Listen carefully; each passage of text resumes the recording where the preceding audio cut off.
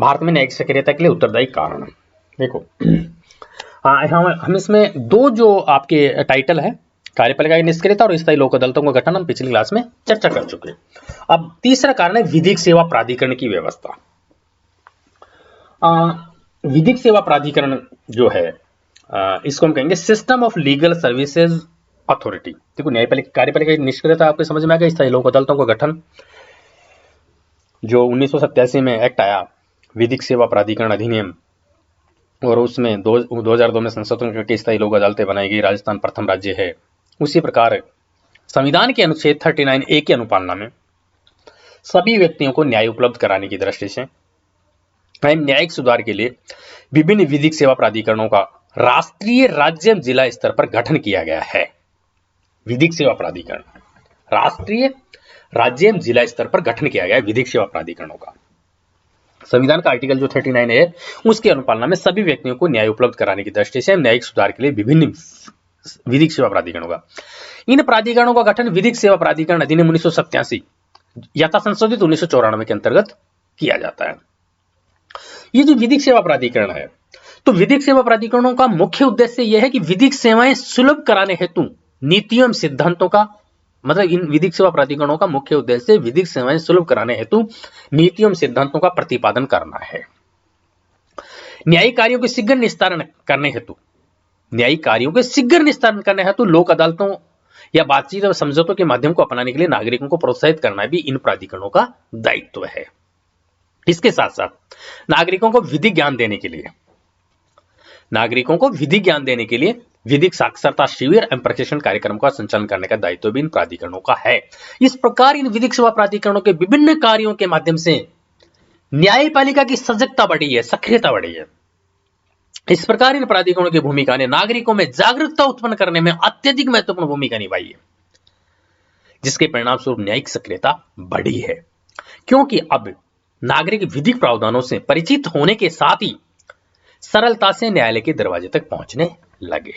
इस प्रकार जो भारत में विधिक सेवा प्राधिकरण की व्यवस्था की गई है, इन विधिक सेवा प्राधिकरण की व्यवस्था के कारण नागरिकों में जागरूकता उत्पन्न हुई और जागरूकता बहुत बढ़ जाने से न्यायिक सक्रियता बढ़ी है, अर्थात वो विभिन्न प्रावधानों से परिचित हो गए हैं नागरिक और वो सरलता से न्यायालय के दरवाजे पर पहुंच रहे हैं। इस प्रकार विधिक सेवा प्राधिकरणों ने न्यायिक सक्रियता के लिए बढ़ाने में योगदान दिया है। इसी प्रकार अगला न्यायिक अधिकारियों के वेतन में वृद्धि। देखो increase in salary of judicial officials, न्यायपालिका को स्वतंत्र बनाने के लिए आवश्यक माना गया है। न्यायपालिका को किन किन माध्यमों से स्वतंत्रता प्रदान की गई है, न्यायपालिका को स्वतंत्र बनाया गया है, ये हम अगले जो एस्पेक्ट हमारा लेंगे इस न्यायिक जुडिशियल एक्टिविज्म के बाद, वो आप डिटेल से और पढ़ पाओगे, जान पाओगे, समझ पाओगे। तो न्यायपालिका को मैं आपको यहाँ सिर्फ इतना ही बताना चाह रहा हूँ कि स्वतंत्र बनाने के लिए आवश्यक माना गया है कि उन्हें पर्याप्त वेतन और सुविधाएं प्रदान की जाए, न्यायाधीशों को पर्याप्त वेतन और सुविधाएं प्रदान की जाए। इसी उद्देश्य को ध्यान में रखते हुए भारत में सर्वप्रथम 54 में संविधान संशोधन द्वारा न्यायाधीशों को आकर्षक और पर्याप्त वेतन देने की व्यवस्थाएं की गई है। इनको पर्याप्त वेतन देते हैं, आकर्षक देते हैं, ताकि वो लोभ लालच में ना आए। उसके पश्चात केंद्रीय सरकार द्वारा न्यायाधीशों के वेतन और सुविधाओं में वृद्धि के लिए आवश्यक सुझाव देने के लिए एक आयोग, सेठी आयोग का गठन किया गया था। सेठी आयोग बना था, वो न्यायाधीशों के वेतन और सुविधाओं में वृद्धि के लिए सुझाव देने हेतु गठन किया गया था। इस सेठी आयोग ने सुझाव दिया था कि न्यायिक अधिकारियों को वर्तमान में दिया जा रहा वेतन पर्याप्त नहीं है और उसमें वृद्धि की जानी चाहिए, तथा मजिस्ट्रेटों को आवश्यक सुविधाएं जैसे वाहन सुविधा, दूरभाष की सुविधा, टेलीफोन का खर्चा, विद्युत व पानी के व्यय का भुगतान आदि भी किया जाना चाहिए। इस प्रकार इन विभिन्न सुविधाएं प्रदान करने के कारण विभिन्न राज्य सरकार न्यायिक सक्रियता बढ़ी है। कैसे बढ़ी है? विभिन्न राज्य सरकारों ने सेठी आयोग की सिफारिशों के अनुरूप इनके वेतन में वृद्धि कर दी है। राजस्थान राज्य में भी जुलाई 2003 में न्यायाधीशों के वेतन में वृद्धि की गई है 3 गुना। मतलब समय समय पर जो वेतन आयोग बनता है केंद्र सरकार को, इसी प्रकार न्यायाधीशों का भी एक अपना अलग वेतन आयोग बन के सुविधाएं प्रदान की जाती है। न्यायाधीशों की सुविधाएं बढ़ जाने के कारण वो अपने कार्य एवं दायित्वों को सजगता से संपन्न कर रहे हैं, जिससे न्यायिक सक्रियता बढ़ी है। एक और जो फैक्ट मैं जो इस बारे में आपको बताना चाहूंगा वो है द्रुतगामी पथ न्यायालय की व्यवस्था, system of fast track courts. Fast track courts द्रुतगामी पथ न्यायालय बोलते हैं फास्ट ट्रैक कोर्ट को, आप पेपर्स में पढ़ते होंगे फास्ट ट्रैक कोर्ट। भारत में विभिन्न न्यायालयों में ऐसे आपराधिक मामले विचाराधीन है जिनमें संबंधित आरोपी व्यक्ति न्यायिक निर्णय के बिना कारागार में। ऐसा माना जाता है कि विभिन्न न्यायालयों में भारत में ऐसे आपराधिक मामले विचाराधीन है, क्राइम से रिलेटेड ऐसे केसेस विचाराधीन है जिनमें संबंधित आरोपी व्यक्ति जो जिस पर आरोप है वो न्यायिक निर्णय के बिना कारागार में है, जेल में है, क्योंकि न्यायिक निर्णय नहीं हुआ, साबित हुआ उसने अपराध किया नहीं किया, लेकिन वो जेल में है। तो न्यायिक प्रक्रिया लंबी होने के कारण उन्हें लंबे समय तक कारागार में रहना पड़ता है, जब तक डिसीजन आता है तब तक कारागार में रहना पड़ता है।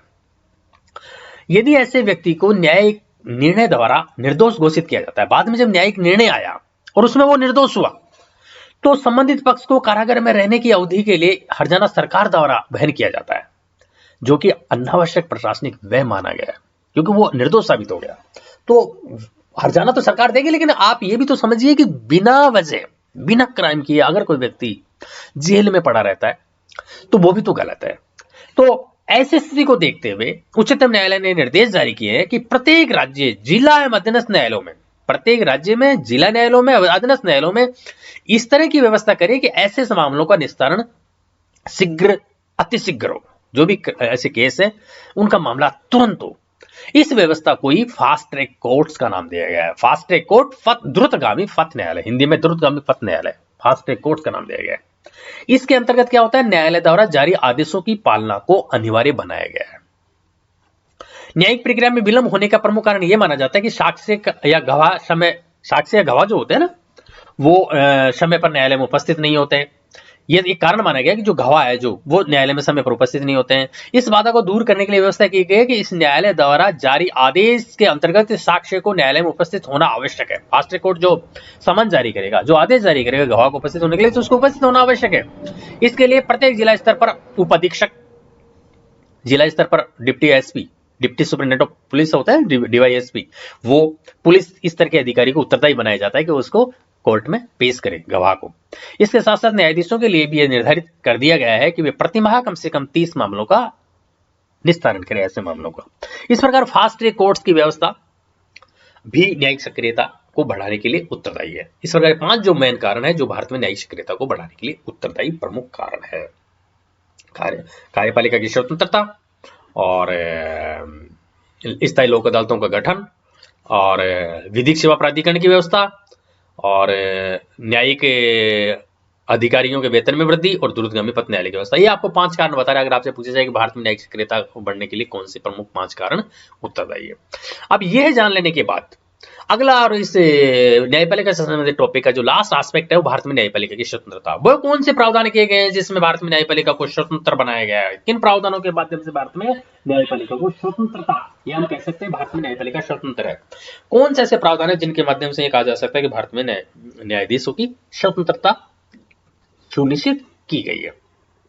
तो देखो, न्यायाधीशों की स्वतंत्रता ये प्रमुख कारण है, ये प्रमुख आधार, ये प्रमुख बेस, ये प्रमुख प्रोविजन है जिनसे भारत में न्यायपालिका की स्वतंत्रता सुनिश्चित की गई है। आपकी स्लाइड में जो दिए हुए हैं ये मैं आपको यहां पर ये बताना चाहूंगा कि भारत में न्यायपालिका को कार्य को देखते हुए आवश्यक समझा जाता है कि उसे व्यवस्थापिका तथा कार्यपालिका के प्रभाव से मुक्त रखने की व्यवस्था की जाए। मतलब उसकी कार्यपालिका, न्यायपालिका की जो भूमिका है, जो रोल है, न्यायपालिका की जो कार्य है, वो इतनी इंपॉर्टेंट है कि उस ये व्यवस्था की जानी चाहिए कि उसे व्यवस्थापिका और कार्यपालिका, सरकार के जो दूसरे दोनों अंग हैं, उनके प्रभाव से मुक्त रहे वो। इसी संदर्भ में डॉक्टर गवर्नर ने लिखा है कि यदि न्यायाधीशों में प्रतिभा, सत्यता और निर्णय देने की स्वतंत्रता न हो तो न्यायपालिका का वह सारा ढांचा खोखला प्रतीत होगा और उन उच्च लक्ष्यों की सिद्धि नहीं होगी जिनके लिए उसका निर्माण किया गया है। गार्डनर ने क्या कहा था? यदि न्यायाधीशों में प्रतिभा है, सत्यता और निर्णय देने की स्वतंत्रता, यदि न्यायाधीशों में प्रतिभा नहीं होगी, सत्यता नहीं होगी, निर्णय देने की स्वतंत्रता नहीं होगी, तो न्यायपालिका का वह सारा ढांचा खोखला प्रतीत होगा और उन लक्ष्यों की उच्च लक्ष्यों की सिद्धि के लिए उन उच्च लक्ष्यों की सिद्धि नहीं होगी जिनके लिए न्यायपालिका का निर्माण किया गया है। अतः यह माना जाता है कि यदि न्यायपालिका स्वतंत्र हो तो न्यायाधीश निडर होकर अपना कार्य कर सकेंगे। ठीक है ना? तो न्यायपालिका को स्वतंत्र बनाने वाली कुछ व्यवस्थाएं हैं, समझ गया? मतलब न्यायपालिका का स्वतंत्र होना, न्यायपालिका का हर हालत में स्वतंत्र होना किसी प्रशासन के लिए बहुत महत्वपूर्ण है। ठीक है? नागरिकों के लिए तो यह अति आवश्यक है ही, अगर नागरिकों के लिए न्यायपालिका स्वतंत्र नहीं होगी तो अन्याय, शोषण आदि का प्रभाव बढ़ जाएगा, ठीक है ना। तो भारत सहित लगभग अधिकांश लोकतांत्रिक देशों में न्यायपालिका को निष्पक्ष दबाव से मुक्त रहकर स्वतंत्र रूप से कार्य करने के लिए बहुत से प्रोविजन किए जाते हैं, जो प्रमुख आपकी स्लाइड में है। पहला है न्यायाधीशों की निष्पक्ष नियुक्ति। न्यायाधीशों की निष्पक्ष नियुक्ति, जो न्यायाधीशों को जो नियुक्त करने की प्रणाली है वो निष्पक्ष है। मैं आपको यहां पर बताना चाहूंगा कि न्यायाधीशों का अनेक देशों में जनता द्वारा या विधानमंडल द्वारा चुनाव होता है और कुछ अन्य देशों में इनकी नियुक्ति कार्यपालिका के प्रधान द्वारा की जाती है। देखो भारत में विश्व के लोकतांत्रिक देशों के संदर्भ में अगर बात करें संपूर्ण विश्व में, तो न्यायाधीशों की नियुक्ति की 3 विधियां प्रचलित होती है। न्यायाधीशों की निष्पक्ष नियुक्ति कैसे साबित करेंगे? 3 प्रणालियां हैं जिनके द्वारा न्यायाधीशों की नियुक्ति होती है। निर्वाचन द्वारा, विश्व के कुछ ही देशों में है। व्यवस्थापिका द्वारा, व्यवस्थापिका सरकार का जो व्यवस्थापिका पार्ट है वो न्यायाधीशों की नियुक्ति करता है। और तीसरा कार्यपालिका द्वारा। ये 3 आधार है जिनके बेस पर विश्व के विभिन्न देशों में न्यायाधीशों की नियुक्ति होती है। निर्वाचन द्वारा न्यायाधीशों की नियुक्ति का सिद्धांत सर्वप्रथम फ्रांस में अपनाया गया था, निर्वाचन द्वारा, ठीक है ना। इसमें जनता द्वारा प्रत्यक्ष निर्वाचन द्वारा न्यायाधीशों को चुना जाता है। वर्तमान में अमेरिका के कुछ राज्यों जैसे टेक्सास है, कैलिफोर्निया, फ्लोरिडा, इनमें तथा स्विट्जरलैंड में ये जो न्यायाधीशों की निर्वाचन की पद्धति वो प्रचलित है। व्यवस्थापिका द्वारा न्यायाधीशों की नियुक्ति की पद्धति कहां है? जर्मनी में है, अमेरिका के कुछ राज्यों में, स्विट्जरलैंड में है। विश्व के अधिकांश देशों में कार्यपालिका द्वारा न्यायाधीशों की नियुक्ति की जाती है। अधिकांश देशों में। भारत में उच्चतम न्यायालय के न्यायाधीशों से बने कॉलेजियम की सिफारिश पर राष्ट्रपति द्वारा न्यायाधीशों की नियुक्ति की जाती है। अतः सैद्धांतिक रूप से नियुक्तियां पारदर्शी, पक्षपात रहित व योग्यता आधारित होती है। कॉलेजियम बना हुआ, भारत में एक सिस्टम बना हुआ है। उच्चतम न्यायालय के न्यायाधीशों से एक कॉलेजियम बना रखा है, वो कॉलेजियम सिफारिश करता है, ठीक है।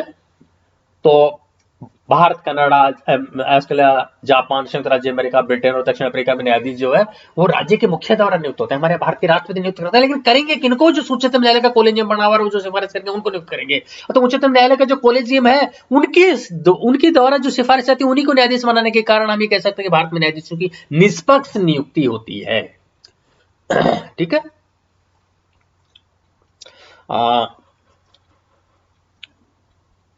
ये एक एस्पेक्ट है। अगर न्यायाधीशों की निष्पक्ष नियुक्ति हो रही है तो स्वाभाविक है कि न्यायपालिका स्वतंत्र रहेगी। अगला है निश्चित कार्यकाल, ठीक है ना। कार्यकाल निश्चित है, यहां नौकरी की सुरक्षा है, मतलब टेन्योर फिक्स है। क्या कहेंगे हम? फिक्स टेन्योर, निश्चित कार्यकाल। भारत में न्यायाधीशों की निष्पक्ष नियुक्ति होती है, समझ में आ गए। सर्वोच्चतम न्यायालय एवं उच्चतम न्यायालय के कॉलेजियम द्वारा जो सिफारिश की जाती है उनमें से न्यायाधीशों की नियुक्ति भारत के राष्ट्रपति करते हैं। इस प्रकार भारत में न्यायाधीशों की निष्पक्ष नियुक्ति की व्यवस्था है। इसी प्रकार है निश्चित कार्यकाल। निश्चित कार्यकाल का मतलब फिक्स टेन्योर, ठीक है। फिक्स टेन्योर में क्या होता है कि न्यायाधीशों को हमेशा सेवानिवृत्ति तक के लिए नियुक्ति दी जाती है तथा संविधान द्वारा या व्यवस्थापिका द्वारा नियम बनाकर निर्धारित प्रक्रिया द्वारा उन्हें पद से हटाया जा सकता है। मतलब उनके लिए फिक्स टेन्योर संविधान द्वारा या व्यवस्थापिका नियम बनाकर निश्चित कर देती है, और वो व्यवस्थापिका और संविधान में उनको हटाने की प्रक्रिया भी होती है। तो बहुत मामूली केस में, बहुत मतलब रेयर केस में जब वो बहुत बड़ी गलती करते हैं या तब वो एक प्रक्रिया से उन्हें हटाया जा सकता है, वरना वो बिना गलती के नहीं हटाए जा सकते। भारत में उच्चतम न्यायालय के न्यायाधीशों को 65 वर्ष तक की आयु के लिए व उच्च न्यायालय के न्यायाधीशों को 62 वर्ष तक की आयु के लिए नियुक्त किया जाते हैं। भारत में उच्चतम न्यायालय के न्यायाधीश 65 ईयर ओल्ड, जब तक उनकी उम्र 65 वर्ष नहीं हो जाती तब तक वो न्यायाधीश के पद पर रहेंगे, और उच्च न्यायालय में है तो 62 वर्ष रहेंगे, 6 वर्ष और 62 वर्ष। तथा इन्हें सिर्फ साबित कदाचार या अक्षमता के आधार पर संसद द्वारा महाभियोग जैसी प्रक्रिया द्वारा हटाया जा सकता है। हटा कैसे सकते हैं भारत में न्यायाधीशों को? साबित कदाचार साबित हो जाए या अक्षमता साबित हो जाए, और वो भी संसद में महाभियोग द्वारा, जो एक जटिल प्रक्रिया है। अतः न्यायाधीश अपने कार्यकाल के मामले में निश्चिंत रहते हैं तथा इस आधार पर इन पर दबाव नहीं बनाया जा सकता है कि तुम्हें कभी बैठा दिया जाएगा, और वो निष्पक्ष रहते हुए, स्वतंत्र रहते हुए न्याय प्रदान करते रहते हैं या न्यायिक निर्णय करते रहते हैं। इस प्रकार निश्चित कार्यकाल है वो अपने आप में एक व्यवस्था है जिसमें भारत में न्यायपालिका की स्वतंत्रता सुनिश्चित की गई है। इसी प्रकार अगला टॉपिक है सेवा शर्तें, सर्विस रूल्स। न्यायपालिका संबंधित विधियां, न्यायपालिका संबंधित विधियां जिनमें न्यायाधीशों की नियुक्ति, कार्यकाल, पदच्युति व वेतनमान सहित सभी विषय शामिल है, उन्हें बनाने और उनमें परिवर्तन करने का अधिकार सिर्फ देश की व्यवस्थापिका को होता है। ये आपको पता ना, सेवा शर्तें हैं न्यायपालिका की, बदली नहीं जा सकती है बार बार। तो न्यायपालिका की जो सेवा शर्तें, न्यायाधीशों की जो सेवा शर्तें हैं वो व्यवस्थापिका द्वारा निर्धारित होती है, और उनमें सिर्फ व्यवस्थापिका की शक्ति पर न्यायपालिका को न्यायिक पुनरावलोकन की शक्ति का तार्किक नियंत्रण होता है। देखो, न्यायपालिका से संबंधित जो भी नियम होंगे, विधियां होंगी, कानून होंगे, जैसे न्यायाधीशों की नियुक्ति, उनका कार्यकाल डिसाइड करना, उनकी पदच्युति, वेतनमान डिसाइड करना, ये सभी विषय हैं, उनमें बनाने को और उनको परिवर्तन का अधिकार देश की व्यवस्थापिका को है। व्यवस्थापिका मतलब देश की जनता द्वारा चुने हुए प्रतिनिधियों को है। और व्यवस्थापिका की शक्ति पर भी न्यायपालिका की न्यायिक पुनरावलोकन की शक्ति का तार्किक नियंत्रण होता है, जुडिशियल रिव्यू का। अगर व्यवस्थापिका इसमें कुछ करती है जो न्यायपालिका की स्वतंत्रता के विपरीत हो, तो वो जुडिशियल रिव्यू के तहत न्यायपालिका उसे अवैध घोषित कर सकती है। भारत में संसद इस प्रकार के नियम बनाने के लिए अधिकृत है, अतः इनकी सेवा शर्तों में अनावश्यक परिवर्तन नहीं किया जा सकता है तथा इन पर कोई दबाव नहीं बनाया जा सकता है। अर्थात सेवा शर्तों में अनावश्यक परिवर्तन करने की व्यवस्था हर किसी को नहीं है और इससे न्यायपालिका की स्वतंत्रता सुनिश्चित रहती है। इसी प्रकार वेतन भत्ते, सैलरी एंड बेनिफिट्स, अन्य देशों की तरह भारत में भी न्यायाधीशों के वेतन भत्ते संविधान की दूसरी अनुसूची में वर्णित उपबंधों के अनुसार भारत की संचित नीति पर भारित होते हैं, कंटिजेंसी फंड ऑफ इंडिया पर भारित होते हैं। ठीक है, संविधान की दूसरी अनुसूची में वर्णित उपबंधों के अनुसार वेतन भत्ते, न्यायाधीशों के वेतन भत्ते किस पर भारित होते हैं? भारत की संचित नीति पर। अतः इन पर संसद में बहस तो हो सकती है, परंतु मतदान नहीं किया जा सकता है संचित नीति पर भारित हुए पर। इसके साथ ही न्यायाधीशों के कार्यकाल के दौरान उनकी वेतन भत्तों व सेवा शर्तों में किसी भी प्रकार का अलाभकारी परिवर्तन नहीं किया जा सकता है। जब न्यायाधीश कार्य कर रहे हैं तो उनके कार्यकाल के दौरान उसके वेतन भत्तों और सेवा शर्तों में प्रतिकूल अर्थात अलाभकारी, जिससे उनको हानि हो, वो परिवर्तन नहीं किया जा सकता। हानि करने से संबंधित, न्यायाधीशों को हानि करने से संबंधित तथा ऐसा कोई भी अलाभकारी परिवर्तन अगली नियुक्ति पर लागू होते हैं। इस प्रकार न्यायाधीशों पर वेतन भत्तों में अलाभकारी परिवर्तन करने के आधार पर ही दबाव नहीं बनाया जा सकता है कि हम कोई कार्यपालिका सरकार का कोई अंग ये आकर करे कि हम इनके वेतन भत्ते कम कर देंगे या कुछ सेवा शर्तें बदल देंगे। ऐसा करके वो न्यायाधीशों पर दबाव नहीं बना सकते और न्यायपालिका स्वतंत्र रूप से कार्य करती रहती है। इसी प्रकार रोजगार पर प्रतिबंध, प्रोहिबिशन ऑफ एम्प्लॉयमेंट।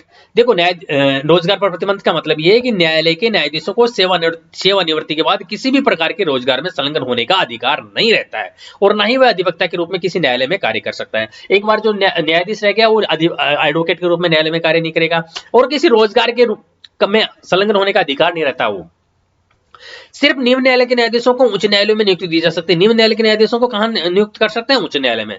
तथा ऐसे आयोगों में नियुक्त कर सकते हैं, जैसे मानव अधिकार आयोग हुआ, है ना, जिनकी अध्यक्ष पद के लिए न्यायाधीश की आवश्यकता होती है, उन्हें वहां नियुक्त किया जा सकता है। तो सेवानिवृत्ति के बाद किसी लाभ के पद के लालच में भी न्यायाधीशों के कार्यकरण को प्रभावित नहीं किया जा सकता है। ये ऐसी व्यवस्था की गई है कि ये रोजगार पर प्रतिबंध इसलिए किया गया कि वो न्यायाधीश रहते हुए कोई ऐसे लाभ के लालच में ना जाए कि मेरे सेवानिवृत्ति पर मुझे ये रोजगार मिल जाएगा। केवल उन्हें निम्नतम न्यायालय के न्यायाधीशों को उच्चतम जो हायर सेकेंडरी के न्यायालय है वहां नियुक्त न्यायाधीश किया जा सकता है और या कुछ आयोग और उनमें उनको नियुक्त किया जा सकता है, लेकिन रोजगार पर उनको नहीं लगाया जा सकता या किसी सरकारी पोस्ट पर उनको नियुक्ति नहीं दी जा सकती। ठीक है, इसी प्रकार अगला अवमानना पर दंड। देखो, पनिशमेंट ऑन कंटेम्प्ट। न्यायालयों को अपनी अवमानना पर दंड देने की शक्ति होती है। आपको अच्छी तरह पता है, न्यायालयों को अगर न्यायालय की कोई अवमानना करे, कंटेम्प्ट करे न्यायालय का, उसके आदेश या निर्देशों को नहीं माने, तो न्यायालय को अवमानना करने वाले को दंड देने की शक्ति होती है। अतः किसी विधिक व्यक्ति द्वारा किसी न्यायाधीश पर अनावश्यक दबाव बनाना, न्यायालय के किसी आदेश को न मानना या न्यायालय की गरिमा को ठेस पहुंचाना या धूमिल करने का प्रयास करता है तो न्यायालय उसे तार्किक दंड दे सकता है। इस प्रकार न्यायालय अनावश्यक दबाव से भी मुक्त रहता है कि कोई उसकी आलोचना नहीं करे, उस पर कोई दबाव नहीं बनाए, है ना, और सब उसका आदेश माने। तो अवमानना पर दंड भी उसका एक वो है। इसी प्रकार आचरण पर चर्चा नहीं, ये भी एक प्रकार है जिनके माध्यम से न्यायाधीशों को स्वतंत्रता प्रदान की जाती है। सामान्यतः न्यायपालिका को स्वतंत्रता प्राप्त होती है न्यायपालिका को कि उसके द्वारा किए गए कार्य के लिए उसे या उसके किसी न्यायाधीश को व्यक्तिगत रूप से जिम्मेदार नहीं ठहराया जाता है। न्यायपालिका को स्वतंत्रता प्राप्त होती है, फ्रीडम रहता है कि उन्होंने जो भी कार्य किए या जो भी किसी जो न्यायालय द्वारा जो कार्य किए गए या उसके किसी न्यायाधीश को व्यक्तिगत रूप से जिम्मेदार नहीं ठहरा सकते आपने ऐसा किया। तथा व्यवस्थापिका में सिर्फ न्यायाधीश को हटाने की महाभियोग जैसी प्रक्रिया के दौरान प्रस्तुत प्रस्ताव पर किसी न्यायाधीश के आचरण पर चर्चा होती है, अन्यथा नहीं। व्यवस्थापिका में भी किसी न्यायाधीश के आचरण पर चर्चा होगी तो सिर्फ महाभियोग प्रस्ताव आएगा तभी होगी, वरना न्यायाधीश के आचरण पर चर्चा नहीं की जा सकती। इस प्रकार न्यायपालिका को पर्याप्त स्वतंत्रता प्रदान की गई है ताकि वे किसी भी आर्थिक, सामाजिक या राजनीतिक दबाव से परे रहकर न्याय का कार्य कुशलता से कर सके। ये जो विभिन्न प्रावधान है आपके सामने स्लाइड में दिए गए हैं, ये भारत में न्यायपालिका की स्वतंत्रता सुनिश्चित करते हैं। अब आपसे ये पूछा जाए कि भारत में न्यायपालिका की स्वतंत्रता सुनिश्चित करने वाले कौन से विभिन्न प्रावधान है, तो आपको इन प्रावधानों की चर्चा अपने आंसर में करनी है। तो ये जो विभिन्न प्रावधान है ना, ये विभिन्न प्रावधानों के माध्यम से भारत में न्यायपालिका की जो है स्वतंत्रता सुनिश्चित की गई है। अर्थात सेवानिवृत्ति के पश्चात वकालत प्रबंधन है उनकी, है ना, दूसरे शब्दों में ये कहूँ ऊंची योग्यताएं, पर्याप्त वेतन की उनकी व्यवस्था की गई है। न्यायपालिका का कार्यपालिका से भी पृथक्करण है। पदावधि है ही लंबी, ठीक है, लंबी पदावधि है, उनको बीच में हटा नहीं सकते। सिक्योरिटी ऑफ जॉब है ही उनका सर्विस का। तो ये विभिन्न प्रोविजन है जिनके माध्यम से भारत में न्यायपालिका को स्वतंत्रता प्रदान की गई है। अब आपका लेसन पूरा होता है इस तरीके से। समीक्षा में मैं कहूंगा कि न्यायिक प्रशासन में व्यापक सुधार की आवश्यकता। देखो, न्यायपालिका देश के प्रशासन के ढांचे में एक महत्वपूर्ण स्थान रखती है। आपने इस पूरे लेसन को समझा तो आपको समझ में आ गया। देश के प्रशासन तंत्र के किसी भी स्तर पर नागरिकों के लिए यदि कोई प्रशासकीय अत्याचारी निर्णय लिया जाता है तो ऐसे निर्णय को कोई भी नागरिक सक्षम न्यायालय में चुनौती देकर उसे सुनने घोषित करने की प्रार्थना कर सकता है। न्यायपालिका से अपेक्षा की जाती है कि वह ऐसे किसी भी प्रशासनिक अत्याचार को रोकने में सक्रिय भूमिका निभाए, ठीक है ना। विगत कुछ वर्षों में निस्संदेह भारत की न्यायपालिका अधिक सक्रिय हुई है। न्यायिक प्रक्रिया की कमी को दूर करने के लिए न्यायिक प्रशासन में व्यापक सुधार किए गए हैं, लेकिन अभी भी कुछ ऐसे क्षेत्र हैं जिनमें सुधार के लिए सार्थक प्रयास की आवश्यकता है। इस प्रकार भारत में न्यायपालिका महत्वपूर्ण रोल प्ले कर रही है और यह सरकार का एक महत्वपूर्ण पार्ट है जिसके माध्यम से भारत में न्यायपालिका अपना रोल अदा कर रही है। इस प्रकार न्यायपालिका का जो चैप्टर है वो आपका पूरा हुआ।